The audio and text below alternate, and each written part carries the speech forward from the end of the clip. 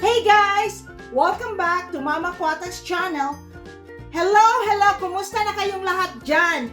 I missed you guys. I know it's been a while na hindi tayo nakapag-vlog. Ang pagbabalik.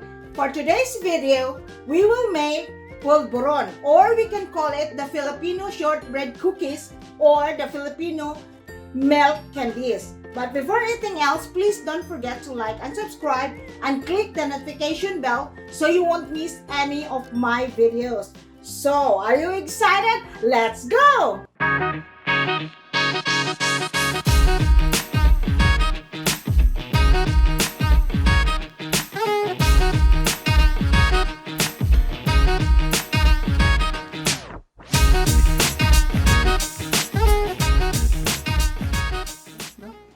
Okay guys, we have here 1 cup all-purpose flour. We're going to toast the flour for 5 to 7 minutes in a medium heat. Then after 7 minutes, we will add on the sugar, half cup of sugar. And then add on the half cup of powdered milk. We will toast this for another 5 to 7 minutes. And then lastly, we have here half cup of margarine.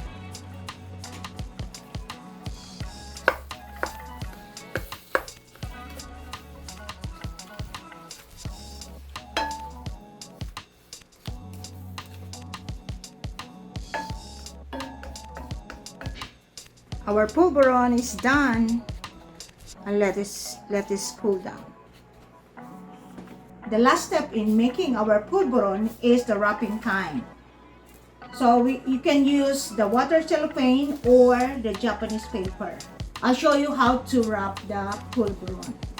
You can use any shape or you can use any shape of molder you like. You like the round or the oblong. I have here the oblong.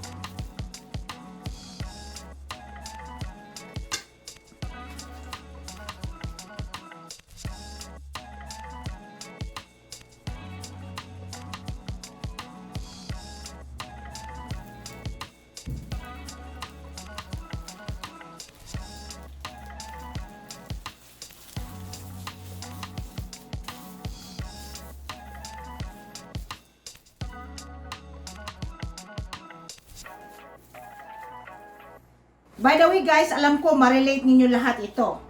Kasi, noong araw, ito yung the way kami kakain ng polvoron. Ayan, a piece of bond paper. And then, ilagay ang polvoron dito. Then, close this.